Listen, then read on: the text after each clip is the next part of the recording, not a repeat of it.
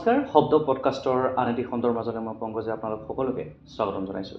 দৰ্শকসকল, আন খণ্ডৰ দৰে এইবেলিও আজি আমাৰ এই খণ্ডৰ মাজলৈ আমি আমন্ত্ৰণ জনাই আনিছিলোঁ ডিমৰীয়াৰ এখনি অগ্ৰণী উচ্চ শিক্ষা অনুষ্ঠানৰ অধ্যক্ষা। তেওঁ অন্য হয়, তেওঁৰ কোনো পৰিচয় দিয়াৰ হয়তো মই প্ৰয়োজনবোধ বৰ্তমান কিয় কৰা নাই, কাৰণ তেখেতক সকলোৱে চিনি পায়। আৰু আমাৰ সৈতে আজি আছে সোণাপুৰ উচ্চতৰ মাধ্যমিক বিদ্যালয়ৰ অধ্যক্ষা, লগতে মোৰ শ্ৰদ্ধাৰ শিক্ষাগুৰু জুৰি দেৱী গোস্বামী বাইদেউ। বাইদেউ, আপোনাক আমাৰ এই অনুষ্ঠানৰ মাজলৈ স্বাগতম জনাইছোঁ। ধন্যবাদ। কি খবৰ? ভালে আছে? বাকী কেনেকুৱা ধৰণৰ কাৰ্যক্ৰমণিকা লৈ বৰ্তমান আগবাঢ়িছে? এতিয়া মোৰ আচলতে চাকৰিৰ পৰা অব্যাহতিৰ সময় লাহে লাহে আহিছে, আৰু সেইবাবে ভাবিছোঁ এইখিনি মোৰ শেষৰ পৰ্যায়ৰ কামখিনি মই এতিয়া কৰি আছোঁ। মই যিমানখিনি মোৰ সপোন আছিলে এই বিদ্যালয়খনক লৈ, সেই সপোনখিনি পূৰোৱাৰ ক্ষেত্ৰত যিখিনি ৰৈ গৈছে সেইখিনি সম্ভৱ নহয় বাৰু, আটাইখিনি সপোন পূৰণ কৰা কেতিয়াও সম্ভৱেই নহয়। তথাপিও মই যিমান পাৰোঁ শেষ মুহূৰ্তলৈ মই চেষ্টা কৰিছোঁ, আৰু অকণমান কিবা এটা কৰিব পাৰোঁ নেকি মই চাই আছোঁ। আৰু হয়তো 4-5 মাহৰ ভিতৰত আৰু কিবা এটা নতুন কৰিবলৈ মই মন কৰি আছোঁ। এতিয়া নকওঁ, ছাৰপ্ৰাইজ আছে নেকি? এতিয়া সময়ত গম পাব ৰাইজে। এই কামটো মই এতিয়া আৰম্ভ কৰিছোঁ লাহেকৈ। হয়, নিশ্চিতভাৱে আপুনি যি কাৰ্যক্ৰমণিকা কৰি গৈ থাকক, আমাৰ শুভেচ্ছা সদায় আছে, সদায় থাকিব। বাইদেউ, এইখিনিতে সুধিব বিচাৰিছোঁ, যিহেতু সকলোৱে জ্ঞাত, যিহেতু ডিমৰীয়া অঞ্চলৰ লোকে সকলোৱে জ্ঞাত বা আমিও জ্ঞাত, এসময়ৰ এই বিদ্যালয়খনৰে ছাত্ৰী, সোণাপুৰ উচ্চতৰ মাধ্যমিক বিদ্যালয়ৰে ছাত্ৰী, আজি সেই বিদ্যালয়খনৰ অধ্যক্ষা আপুনি। কেনেকুৱা অনুভৱ? ইমান দীঘল এটা পৰিক্ৰমা অতিক্ৰম কৰিলে, আজি 38টা বছৰ প্ৰায় আপুনি শিক্ষকতাৰ লগত জড়িত হৈ আছে, কেনেকুৱা অনুভৱ? এইখন স্কুলৰ ছাত্ৰী বুলি কোৱাৰ লগে লগে মই আচলতে কিছু আৱেগিক হৈ পৰোঁ, কাৰণ সেয়া আজিৰ পৰা বহুত বছৰ আগৰ কথা। ছাত্ৰী, আৰু মোৰ দেউতাও এইখন বিদ্যালয়ৰে শিক্ষক আছিলে, মানে মই দেউতাৰো ছাত্ৰী আছিলোঁ। গতিকে সেইটো এটা সাংঘাতিক মোৰ কাৰণে আৰু বৰ আৱেগময় কথা। এতিয়া যদি মই ভাবোঁ, আজিৰ পৰা ইমান বছৰ আগতে এই বিদ্যালয়খনত মই অধ্যয়ন কৰিছিলোঁ, আৰু তেতিয়াৰ সেই পৰিৱেশৰ লগত স্বাভাৱিকতেই এতিয়াৰ পৰিৱেশৰ যথেষ্ট পাৰ্থক্য হ'বই। কিন্তু অতীত সদায় মানুহৰ আচলতে প্ৰিয়। অতীতক সকলোৱে ধৰি ৰাখিব বিচাৰে, আৰু ময়ো ধৰি ৰাখিছোঁ। আৰু এগৰাকী ছাত্ৰী হিচাপে এই বিদ্যালয়খনৰ প্ৰতি যি সন্মান তেতিয়া আছিল, এতিয়াও সেই একেই সন্মান আছে, একেই শ্ৰদ্ধা আছে, আৰু একেই মৰম আদৰ আছে। আৰু সেইবাবে হয়তো সেই ছাত্ৰী অৱস্থাতে মই বিদ্যালয়খনৰ পৰা যিখিনি পাইছিলোঁ, সেয়া এতিয়াও মোৰ হৃদয়ত মই সাঁচি থোৱা আছে। আৰু যি হৈছোঁ এই বিদ্যালয়খনৰ পৰাই হৈছোঁ, যি শিকিছোঁ আৰম্ভণি মোৰ আদিপাঠ এই বিদ্যালয়খনে।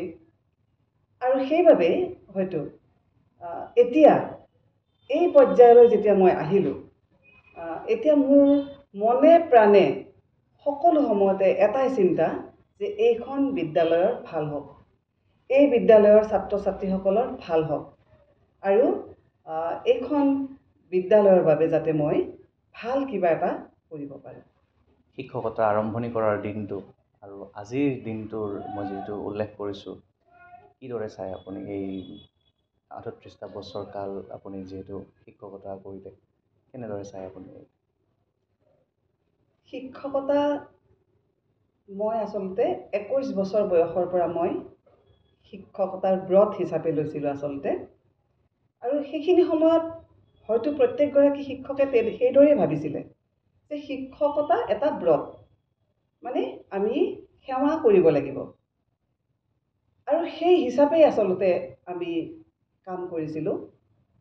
আৰু ছাত্ৰ ছাত্ৰীসকলৰ লগত মোৰ খুব অন্তৰংগতা আছিলে, আৰু তেওঁলোকৰ লগত মই খুব আত্মিক ধৰণে মানে সম্পৰ্কটো ৰক্ষা কৰিছিলোঁ। আত্মিক সম্পৰ্ক এটা আছিলে, আৰু এতিয়াও একেই সম্পৰ্ক এতিয়াৰ ছাত্ৰ ছাত্ৰীখিনিৰ লগত মই ৰাখিবলৈ চেষ্টা কৰিছোঁ। তেতিয়া ছাত্ৰ ছাত্ৰীসকলক মই কেৱল পাঠ্যপুথিৰ শিক্ষাই দিয়া নাছিলোঁ। মই অসমীয়াৰ শিক্ষয়িত্ৰী আছিলোঁ আৰু যিমান পাৰোঁ মাতৃভাষাটোৰ প্ৰতি মৰম অনাৰ বাবে, মাতৃভাষাটোৰ প্ৰতি শ্ৰদ্ধা অনাৰ বাবে মই খুব চেষ্টা কৰিছিলোঁ, মই প্ৰাণপণে চেষ্টা কৰিছিলোঁ আৰু হয়তো ক'ৰবাত মই কৃতকাৰ্য হৈছোঁ বুলি মই ভাবিছোঁ, এতিয়া ভাবিছোঁ। কাৰণ মোৰ কেইবাগৰাকীও ছাত্ৰ ছাত্ৰী এতিয়া সেই কথা নিজেই ভাবিছে আৰু সেই কথা মোক জনাইছে যে সঁচাকৈ তেওঁলোক লাভৱান হৈছিল। আৰু মই এটা কথা মানে খুব মন দি পেলাই ভাবিছিলোঁ তেতিয়াও যে অকল শ্ৰেণীকোঠাৰ পাঠদানেই যথেষ্ট নহয়, কিতাপত যিখিনি বিদ্যা আছে সেইখিনিয়ে ছাত্ৰ ছাত্ৰীৰ কাৰণে যথেষ্ট নহয়। নাটক, কবিতা, গীত, এইবোৰ বস্তু, আবৃত্তি, এই আটাইখিনি কথাতে মই খুব মন দিছিলোঁ। মানে মোৰ ছাত্ৰ ছাত্ৰীখিনিৰ লগত মই প্ৰথমৰ পৰাই, মানে মই যিদিনা প্ৰথম নিযুক্তি পত্ৰ পাইছিলোঁ আৰু যিদিনা এই বিদ্যালয়ত মই জইন কৰিছিলোঁ সেইদিনাৰ পৰাই মই আৰম্ভ কৰিছিলোঁ এই যাত্ৰা, যে মই মোৰ ছাত্ৰ ছাত্ৰীখিনিক কেৱল পুথিগত বিদ্যাই নহয়, তাৰ বাহিৰেও এনেকুৱা ধৰণৰ কিছুমান কথা যিবোৰ মই শ্ৰদ্ধা কৰোঁ, যিখিনি মই ভাল পাওঁ, সেই কথাখিনিও কেৱল মোৰ মাজতেই আবদ্ধ নাৰাখি সেই একেখিনি কথাই মই ছাত্ৰ ছাত্ৰীসকলক শিকাবলৈ আৰম্ভণিৰ পৰাই যত্ন কৰিছিলোঁ। আৰু ঠিক সেই মুহূৰ্তবিলাকত, সেই খুব মিঠা আছিলে সেই মুহূৰ্তবিলাক, এতিয়াও মই ৰাখিছোঁ এই কথাটো, যে বিশেষকৈ বিদ্যালয়ৰ আলোচনীখন যেতিয়া ওলায়, আৰু মোৰ ভাল লাগে এইকাৰণেই যে মোৰ দেউতা কামিনী কুমাৰ শৰ্মা, তেখেত এই বিদ্যালয়ৰ শিক্ষক আছিলে আৰু তেখেতে এই বিদ্যালয়ৰ আলোচনীখন ৰেঙনি তেখেতে প্ৰথম খুব মন দি পেলাই তেখেতে আৰম্ভণি কৰিছিলে। আৰু সেই ৰেঙনিখন মাজে সময়ে ওলাই আছে স্কুলত, আৰু তাত মই মোৰ বৰঙণিটো আছিলে এনেকুৱা যে মই সেই সেই মেগাজিনৰ কমিটিত মই আছিলোঁ প্ৰতি বছৰে, যিমানবাৰ ওলাইছে। মই সেইটো কথা মই ভাল পাওঁ আৰু সেইকাৰণে মোক সেই দায়িত্ব দিয়া হৈছিলে। আৰু ছাত্ৰ ছাত্ৰীসকলক মই লিখাৰ বাবে প্ৰেৰণা দিছিলোঁ, কবিতা লিখিবলৈ দিছিলোঁ। যে ক্লাছত বতাহত মই তেওঁলোকক চাই কৈছিলোঁ যে সেয়া চোৱা, বাহিৰত বতাহ বলিছে, সেয়া বিদ্যালয় চৌহদৰ ভিতৰত এজোপা ধুনীয়া ফুল ফুলি আছে আৰু বতাহত হালি আছে, সেইজোপা চাই তোমালোকে কবিতা এটা লিখা। আৰু তেওঁলোকে লিখিছিল। এইধৰণে মই তেওঁলোকক যত্ন কৰিছিলোঁ যে আকৰ্ষণটো বঢ়াবৰ বাবে, যে লিখক, তেওঁলোকে কবিতা লিখক, গান গাওক, গানত সুৰ দিয়ক, আৰু এনেকুৱা আবৃত্তি কৰক। মই বিদ্যালয়ৰ ছুটিৰ পিছতো মই মোৰ ছাত্ৰ ছাত্ৰীসকলৰ লগত বিদ্যালয়ৰ কোনোবা এটা কোঠা লৈ তাত আবৃত্তি শিকাইছিলোঁ। সেইটো মই ভাল পাইছিলোঁ, মই উপভোগ কৰিছিলোঁ সেইখিনি সময়। আৰু মই বিচাৰোঁ যে মানুহে জীৱনৰ প্ৰতিটো মুহূৰ্ত উপভোগ কৰিব লাগে। বাইদেউ, এইখিনিতে আৰু এটা প্ৰশ্ন সুধিব বিচাৰিছোঁ। যিহেতু আপুনি অকল শিক্ষকতাৰ লগতে জড়িত নহয়, আপুনি বিভিন্ন ধৰণৰ সাহিত্য হওক, সংস্কৃতি হওক, বা আপুনি খুব সুন্দৰ লিখনি আপোনাৰ, বা খুব সুন্দৰভাৱে আপুনি লিখে, সাহিত্যিক হিচাপে বা কবি হিচাপেও আপুনি জনাজাত। কেনেদৰে আপুনি ধৰক শিক্ষকতাৰ লগত এই বস্তুটোক আপুনি ধৰক আঁকোৱালি লৈছে বা অব্যাহত ৰাখিছে এই ধাৰাটো? এইটো এটা গুৰুত্বপূৰ্ণ প্ৰশ্ন আচলতে। কাৰণ এতিয়া আমাৰ যিখিনি দায়িত্ব, এগৰাকী উচ্চতৰ মাধ্যমিক বিদ্যালয়ৰ এগৰাকী অধ্যক্ষৰ যিখিনি দায়িত্ব, তাকো সৰু স্কুল নহয়, এখন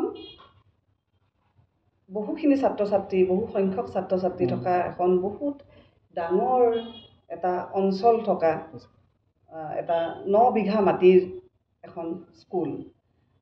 গতিকে ইমান ডাঙৰ এটা কেম্পাছৰ এখন স্কুল, এইখন চোৱা চিতা কৰাৰ পিছত বা বিভিন্ন ধৰণে, অকল সেইটো কথাই নহয়, বিভিন্ন ধৰণৰ কথা আছে, বহুত সমস্যা আছে। সেই কথাবোৰৰ লগত যুঁজ দি আৰু মোৰ বাকীখিনি কথা, মানে যিখিনি মই ভাল পাওঁ, সেই কথাখিনি, সেই ভাৰসাম্য ৰক্ষা কৰাটো বৰ সহজ কথা নহয়। তথাপিও মই চেষ্টা কৰিছোঁ। যোৱা বছৰ মোৰ 2খন কবিতা কিতাপ প্ৰকাশ কৰি উলিয়ালোঁ আৰু তাৰ আগতে 16 চনত 2016ত আমাৰ শিশু শিক্ষা সমিতিয়ে আৰু এখন কিতাপ উলিয়াইছিলে তেখেতসকলে। তাৰ উপৰিও আৰু মই কাম কৰি আছোঁ, বহুখিনি কাম কৰি আছোঁ বাৰু। হয়, মই SCERTত কিছুমান কাম কৰি আছোঁ। তাৰপাছত আমাৰ ভৱানী প্ৰেছ যিটো আছে তেওঁলোকৰো কিছুমান কাম, তেওঁলোকৰ কাম মানে কি, তেওঁলোকৰ কিতাপ কিছুমান মই লিখিছোঁ। অকল মই নহয়, আৰু আছে মোৰ লগত। তেনেকৈ আৰু বিভিন্ন ধৰণৰ কাম বা কিছুমান অনুষ্ঠানৰ সৈতে ওতঃপ্ৰোতভাৱে মই জড়িত আছোঁ। সামাজিক কাম কিছুমান কৰিছোঁ, সামাজিক দায়বদ্ধতা বুলি মই ভাবিছোঁ আচলতে। সেইখিনি কৰোঁতে মই প্ৰথমতে মোৰ সময় বিভাজনটো বা টাইম মেনেজমেণ্ট বুলি যিটো বস্তু আছে, সময়খিনি মই কেনেকৈ ব্যৱহাৰ কৰোঁ সেইটো এটা কথা আছে। আৰু মই ভাবোঁ যে মই সময়খিনি মই ভালকৈ ব্যৱহাৰ কৰিছোঁ। লিখিবলৈ মোক সময় লাগে, কিন্তু মই 4 বজালৈ মই এই ক্ষেত্ৰত মই মন দিব নোৱাৰোঁ। কাৰণ 4 বজাৰ ভিতৰত মই সকলো স্কুলৰ ছাত্ৰ ছাত্ৰী, শিক্ষক শিক্ষয়িত্ৰী বা আন কথাৰ লগত মই স্কুল সম্পৰ্কীয় কামৰ লগত জড়িত থাকিব লাগে। আৰু অকল এইখিনি কথাই নহয়, মই আৰু কিছুমান সৰু সৰু কাম কৰি ভাল পাওঁ, যাৰ কাৰণে মোক সময় লাগে। কিন্তু এনেকুৱা হয় যে কেতিয়াবা মই গৈ থাকোঁতেও নোটবুকত মই আজিকালি সুবিধা হৈছে, মোবাইলতে নোটবুক থাকে, মানুহৰ লিখিব পাৰি। তেনেকৈ লিখি মই গৈ থাকোঁ। তেনেকুৱা ধৰণে আৰু সকলোৰে এটা কথাই সকলোকে ক'ব খোজোঁ যে এই ভাৰসাম্য ৰক্ষা কৰিবলৈ চেষ্টা কৰিলে কিন্তু ফলৱতী হয় মানুহ। মানে যিখিনি ভাল পোৱা যায়, ভাল পোৱা কাম, নিজৰ কামৰ লগতে ধৰক সেইখিনি কৰিব পাৰি।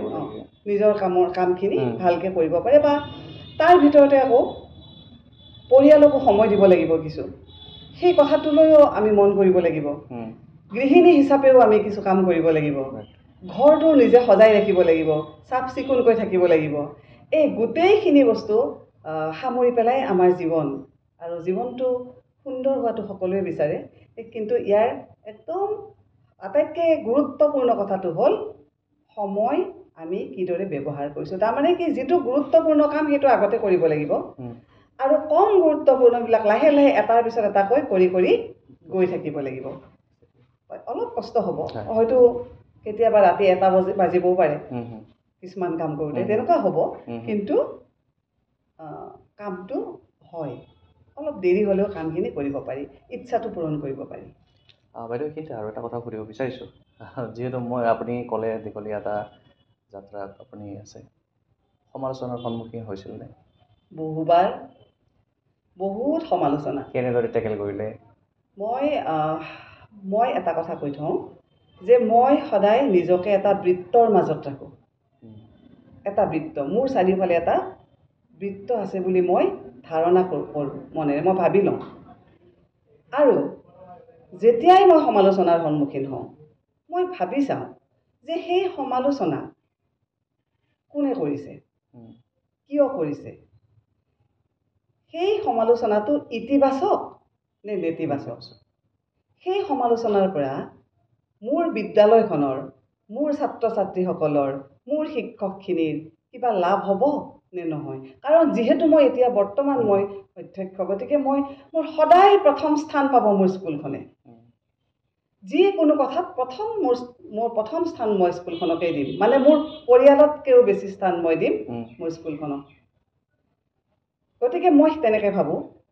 আৰু যদি দেখিছোঁ যে সেইটো ইতিবাচক, যে ইয়াৰ পৰা বহুত লাভ হ'ব মোৰ, কিন্তু এটা কথা, সমালোচনাৰ পৰা বহুত শিকিব পাৰি, বহুত অভিজ্ঞ হ'ব পাৰি, বহুত এনাৰ্জি পোৱা যায়, বহুত এনাৰ্জি আৰু সমৃদ্ধ হ'ব পাৰি নিজে।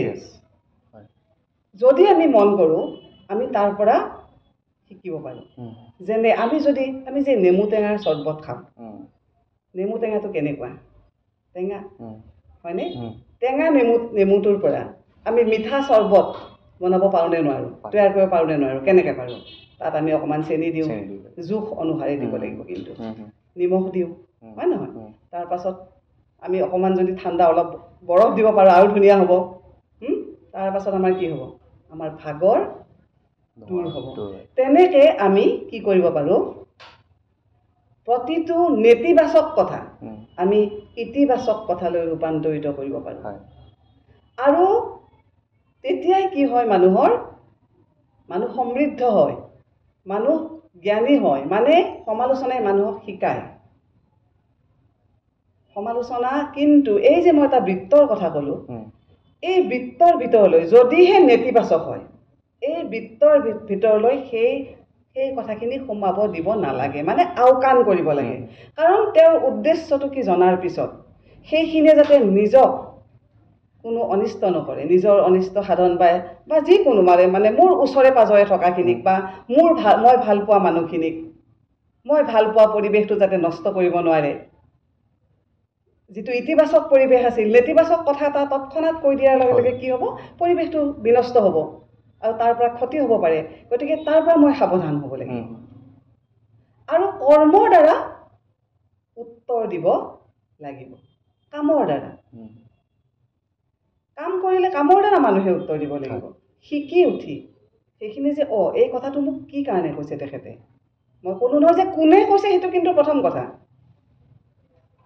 দ্বিতীয় কথা হ'ল তেওঁ কি উদ্দেশ্যত কৈছে, যে তেওঁ মানে কি ইণ্টেনশ্যনটো কি, তেওঁ কি ভাবি কৈছে কথাটো, সেইটোৰ ওপৰত গুৰুত্ব দিব লাগিব। তাৰ পাছত আমি কি ধৰণে, কিন্তু কিছুমানৰ উত্তৰ দিব লগা হ'ব পাৰে। মই কিন্তু উত্তৰ দিছোঁ কিছুমান ক্ষেত্ৰত, দিব লগা হৈছে। কাৰণ এটা ভুল ধাৰণা, মানে কোনোবাই এটা ভুল ধাৰণা কাৰোবাক সোমোৱাই দিব, তেওঁ এটা বেয়া ধাৰণা লৈ থাকিব। সেইটো সদায় আমি কি কৰিব লাগে? সেইটো আমি ক্লিয়াৰ কৰি দিব লাগে, সেইটো ফটফটীয়া কৰি দিব লাগে, যাতে তাৰ পৰা কোনো পিছত যাতে বেয়া হ'ব নোৱাৰে। গতিকে সেইখিনি উত্তৰ দিব লাগিব। কিন্তু তাৰ বাহিৰে মই ভাবিছোঁ যে যিয়ে যিমান সমালোচনা কৰে প্ৰতিটোৰে যে উত্তৰ দিব লাগিব, তাৰ কোনো মানে নাই। বিশেষকৈ মই কাৰো উত্তৰ তেনেকৈ মই খুব মৌনভাৱে, খুব মুকভাৱে মই চাওঁ, মই ষ্টাডি কৰোঁ বিষয়টো, আৰু তাৰপিছত মই লাহে লাহে মোৰ কৰ্মৰ দ্বাৰা উত্তৰ দিবলৈ চেষ্টা কৰোঁ। এইখিনিতে মোৰ এটা মনলৈ কথা এটা আহিছে। এই চীন দেশৰ এটা কথা দেই। তাত মানে কি হ'ল, কাহিনী এটা আৰু, এজন মানুহে এখন ৰেষ্টুৰেণ্টলৈ গ'ল। তেওঁ দেখিলে যে ভেকুলীৰ মাংস বিক্ৰী হৈ আছে, বহুত দাম। তেওঁ তৎক্ষণাত মনলৈ আহিল যে তেওঁৰ ঘৰৰ ওচৰতে এটা পুখুৰীত বহুত ভেকুলী আছে, আৰু এই ভেকুলীকেইটা ইমান চিঞৰে ৰাতি যে তেওঁৰ টোপনিত ব্যাঘাত হৈ যায়, মানে তেওঁ শুব নোৱাৰে গোটেই ৰাতিটো। তেওঁৰ মনলৈ অহাৰ লগে লগে তেওঁলোকক সুধিলে, মানে ৰেষ্টুৰেণ্টৰ মালিকক সুধিলে যে ইয়াততো ভেকুলীৰ মাংস বিক্ৰী হৈছে, মোৰ ঘৰৰ ওচৰতে এটা পুখুৰী আছে, তাত বহুত ভেকুলী আছে, বহুত, আপোনালোকে ভেকুলীখিনি লৈ আহিব পাৰে। তেওঁলোকৰ খুব ফূৰ্তি লাগিলে, ভাল কথা। তেতিয়া পইচাৰো আলোচনা হ'ল যে ইমান দিম তেনেকৈ, আৰু ঠিক আছে, তেতিয়া আপোনালোক গৈ পেলাই মই ইমান পইচা মোক দিব, আৰু গৈ ভেকুলীখিনি আপোনালোকে লৈ আহিব। কথামতে কাম হ'ল। পিছদিনাখন গ'ল, মানুহখিনি গ'ল ৰেষ্টুৰেণ্টৰ, গৈ পেলাই পুখুৰীত ভেকুলী বিচাৰিলে। কিন্তু কি দেখিলে গৈ, তেওঁ যিমানখিনি ভাবিছিল, তেওঁ ভাবিছিল যে বহুত ভেকুলী আছে আৰু তেওঁৰ বহুত লাভ হ'ব, বহুত পইচাও পাব, আৰু তেওঁ টোপনিৰ পৰাও ৰক্ষা পাব, মানে টোপনি তেওঁ আহিব, মানে নিদ্ৰাবিহীন ৰাতিবোৰ তেওঁ আঁতৰিব, শান্তিমতে শুব পাৰিব। কিন্তু তেওঁলোকে কি পালে? মাত্ৰ 3টা ভেকুলী পালে। তাৰমানে 3টা ভেকুলীয়ে ইমান চিঞৰিছে যে তেওঁ ভাবিছিল যে ইয়াত মানে শ ভেকুলী আছে। সমালোচনাটো তেনেকুৱা কথা যে মানুহে ভাবে যে মোক সকলোৱে বেয়া পায়, মানে যিজনৰ বিষয়ে সমালোচনা হয় তেওঁ ভাবে যে মোক সকলোৱে বেয়া পায়, মোক ইমান বেয়াকৈ কৈছে। মানুহজন হতাশগ্ৰস্ততাত ভোগে। সমালোচনাই মানুহজনক হতাশ কৰি পেলায়, নিগেটিভ সমালোচনাই। এই মানুহজনৰ নিচিনা যে বহুত আছে বুলি ভাবিছিলে চিঞৰ বাখৰ কৰা, কিন্তু নহয়। আচলতে সমালোচনা ইমান মানুহে নকৰে। সমালোচনাৰ আৰম্ভণিটো এজন বা দুজনৰ পৰা হয় আচলতে, আৰু সেইটো তেওঁলোকে লাহে লাহে বিয়পাই দিয়ে। তাৰ পাছত মানুহৰ মাজলৈ গুচি গৈ সেই কথাটোকে সত্য বুলি ভাবে গতিকে সেই কথাখিনি সেইকাৰণে মই কৈছোঁ যে মই যে এই নিজে এটা বলয়ৰ ভিতৰত থাকোঁ তাৰ ভিতৰত মই এই নিগেটিভ কথাবোৰ অকল সমালোচনা নহয় যিকোনো নিগেটিভ কথা মই সোমাব নিদিওঁ আৰু তেতিয়া কি হয় নিজেই সতেজ হৈ থাকে মানুহজন সতেজ হৈ থাকিব কোনো নিগেটিভ কথা আক্ৰমণ কৰিব নোৱাৰিব হা দুৰ্বল নহয় মানুহজন সবল হৈ থাকে মানসিকভাৱে মানসিক স্বাস্থ্য ভালে থাকে আৰু মই ভাবোঁ যে এই সাধুটোৰ পৰা শিকিবলগীয়া সাধু নহয় কাহিনীটোৰ পৰা শিকিবলগীয়া বহুতখিনি কথা আছে হয় হয়তো ভাল লাগিছে কাহিনীটো ইণ্টাৰেষ্টিং হয় ভেকুলীৰ যিটো উদাহৰণ আপুনি দিয়াতে দাঙি ধৰিলে আৰু এবাৰ এটা সুধিব বিচাৰিছোঁ যিহেতু বহুতো অভিভাৱকৰ এটা আজিৰ দিনত প্ৰশ্ন বা অভিযোগ যে চৰকাৰী বিদ্যালয়ত হেনো ক্লাছ নহয় বা টাইমলি তেনেকৈ মানে মেইনটেনেঞ্চ নাথাকে যাৰ পৰিপ্ৰেক্ষিতত মানে প্ৰাইভেটমুখী বেছি হৈছে মানে ব্যক্তিগত খণ্ডৰ প্ৰতি মানে ল'ৰা ছোৱালীক মানে এডমিশ্যন কৰাই গাৰ্জেনে গতিকে এই ক্ষেত্ৰত যিহেতু আপুনি অভিজ্ঞতাপূৰ্ণ এগৰাকী অধ্যক্ষা কি ক'ব এই ক্ষেত্ৰত সেই গাৰ্জেনসমূহক উদ্দেশ্যি কি ক'ব আচলতে মই যিহেতু এগৰাকী চৰকাৰী বিদ্যালয়ৰ অধ্যক্ষা গতিকে মই সদায় মোৰ নিজৰ কথাটো মই সদায় ভাল বুলি ক'মেই কিন্তু সেইবুলি এইটো নহয় যে আছে বহুখিনি ধৰা সকলোৱে তোমাৰ চৰকাৰী স্কুলেই হওক বা ব্যক্তিগত শিক্ষানুষ্ঠানেই হওক সকলোতে কিছুমান কথা কিছুমান পজিটিভ কিছুমান নিগেটিভ কথা থাকিবই কিছুমান সমস্যা থাকিব যেনে মই ক'ব খুজিছোঁ যে বহুত নামী দামী ব্যক্তিগত বিদ্যালয়ত ছুইমিং পুলো আছে থাকিব পাৰে মানে কমপ্লিট ফেচিলিটি পেকেজ এটা আৰু পুৰা সুবিধাখিনি তেওঁলোকে পাইছে কিয় পাইছে তেওঁলোকৰ এডমিশ্যন ফিজটো তেনেকৈ বেলেগ হয়নে নহয় তাতে তেওঁলোকে পঢ়ুৱাব পাৰিছে তেনেকুৱা এচাম অভিভাৱকে বিচাৰিছে তেনেকৈয়ে পঢ়ুৱাম গতিকে তেওঁলোকে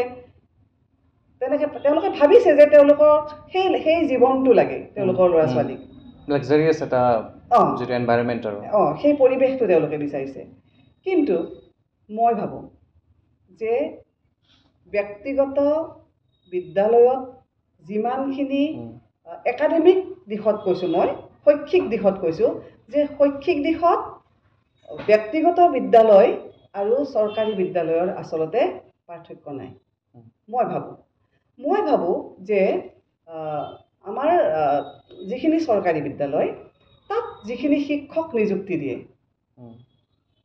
সকলোৱে আজিকালি কয় ন টেট টিচাৰ চৰকাৰী স্কুলতহে আছে কেৱল বহুত সুবিধা দিছে কি দিয়া নাই এতিয়া ছাত্ৰ ছাত্ৰীসকলৰ কাৰণে সেই আমাৰ কালি এটা আমাৰ স্কুলত সিহঁতৰ মনত এটাও প্ৰশ্ন আৰু এটা প্ৰশ্ন আহে মই সুধিব বিচাৰিছোঁ যে কয় যে চৰকাৰী বিদ্যালয়ত ভাল ৰিজাল্ট কৰিব নোৱাৰি প্ৰাইভেটত গ'লে ৰিজাল্টটো ভাল হয় বা আমাৰ ল'ৰা ছোৱালী আগবাঢ়ি যাব বা তেনেকুৱা বহুত ধৰণৰ মানে তেওঁলোকৰ ধাৰণা এটা কনচেপ্ট এটা তেওঁলোকে এতিয়া আমি হয় সেইটো অভিভাৱকসকলৰ ধাৰণাৰ ওপৰত আমি মাতিব নোৱাৰোঁ সেইটো ব্যক্তি বিশেষে বেলেগ বেলেগ হ'ব বেলেগ বেলেগ ভাৱ হ'ব চিন্তা হ'ব কিন্তু মই যদি কওঁ যোৱা বছৰ আমাৰ পৰীক্ষাৰ ফলাফল মাত্ৰ এগৰাকীয়ে বেয়া কৰিছিলে মেট্ৰিকত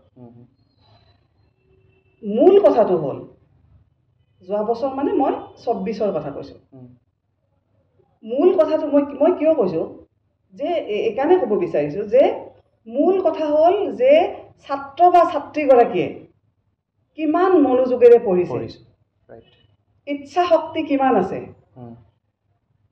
তেওঁ কিমানখিনি মানে আয়ত্ত কৰিব পাৰিছে প্ৰধান মানে মূল কথা মানে মূল যিটো বিষয় তেওঁ হ'ল ছাত্ৰ বা ছাত্ৰীগৰাকী তাৰ পাছত শিক্ষক শিক্ষয়িত্ৰীখিনি তেওঁলোকে কিদৰে পঢ়ুৱাইছে যদি আমি কেৱল মানে শৈক্ষিক দিশটো আমি চাওঁ আমি আগতে দেখোন মই এটা কথা কওঁ আগতেতো গছৰ তলত পঢ়িছিলে এটা সময়ত তেতিয়ানো ক'ত ইমান ধুনীয়া ধুনীয়া ঘৰ আছিলে তেতিয়া শিক্ষা বেয়া আছিলে নেকি তেতিয়াতো শিক্ষা বেয়া নাছিলে তেতিয়া মানসিকতা তেনেকুৱা আছিলে গতিকে তাকেই কৈছোঁ আমাৰ যে মানসিকতাৰ ওপৰতেই কথা নিৰ্ভৰ কৰিব এই আটাইখিনি কথা চৰকাৰী স্কুলৰ পৰা কোনে ক'ব পাৰে যে ভাল ছাত্ৰ ছাত্ৰী ওলোৱা নাই আমাৰ বিদ্যালয়ৰ পৰাই দেখোন ইমান ভাল ভাল ছাত্ৰ ছাত্ৰী এতিয়াও বাহিৰত আছে আৰু মই নিজেই যিহেতু এই বিদ্যালয়ৰ ছাত্ৰী মই নিজেই চৰকাৰী স্কুলত পঢ়া ছাত্ৰী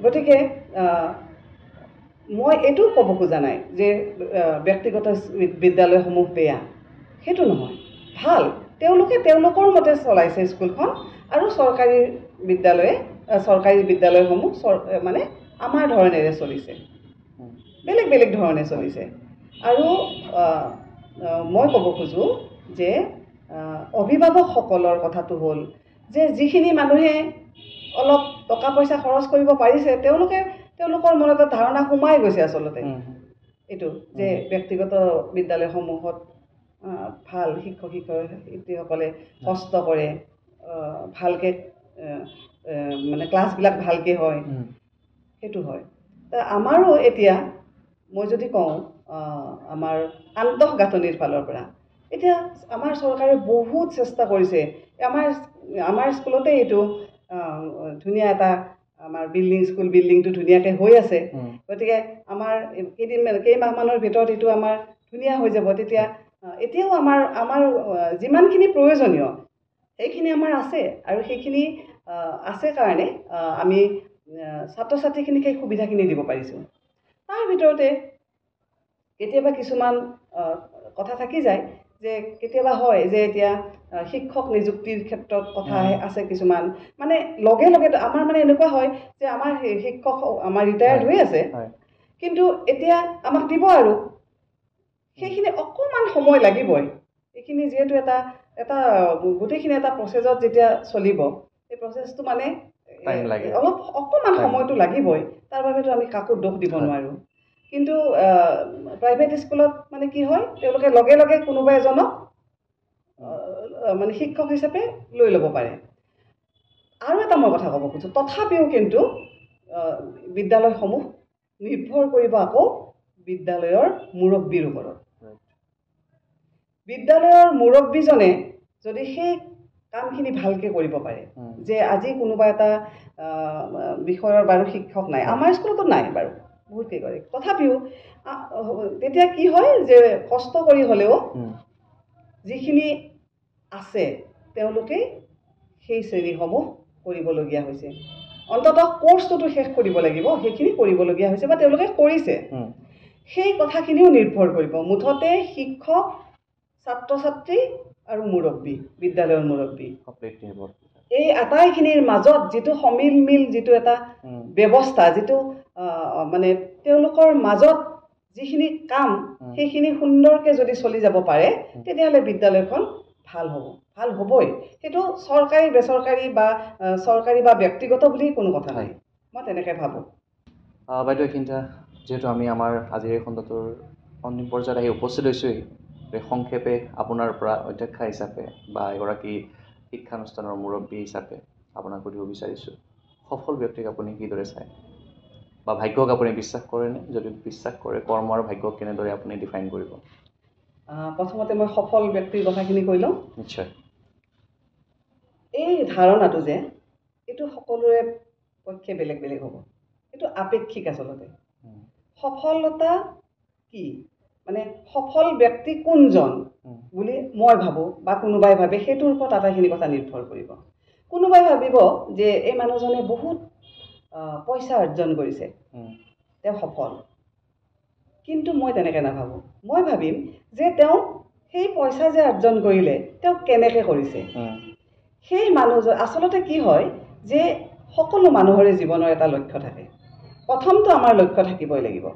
সফল হ'বলৈ হ'লে এটা লক্ষ্য লাগিব আৰু সেই লক্ষ্যত উপনীত হ'বলৈ আমি কিদৰে গৈ আছোঁ আমি কেনেকৈ গৈছোঁ যোৱাৰ ৰাস্তাটো আমাৰ কি আমি সৎ পথেৰে যাব লাগিব আমি সেই আমাৰ লক্ষ্যত উপনীত হোৱাৰ সময়ত আমি আমাৰ ওচৰে পাজৰে থকা আৰু কেইজনমান ব্যক্তিক আমি সহায়ো কৰিব পাৰিব লাগিব আমাৰ একাগ্ৰতা লাগিব সেই বস্তুটো আমাৰ লক্ষ্যটো পোৱাৰ বাবে আমাৰ আগ্ৰহ লাগিব নিজৰ ওপৰত বিশ্বাস লাগিব বিশ্বাস আমাক লাগিবই আত্মবিশ্বাসী আমি হ'বই লাগিব আৰু সেই বিশ্বাস আগত ৰাখি আমি আগবাঢ়িব লাগিব সফলতা মানে এইটোহে আচলতে যে সেই সেই সফল হোৱাৰ সময়তেই সেই কামখিনিৰে আনৰ কাৰণে আৰু কি কি কৰিব পাৰিছে,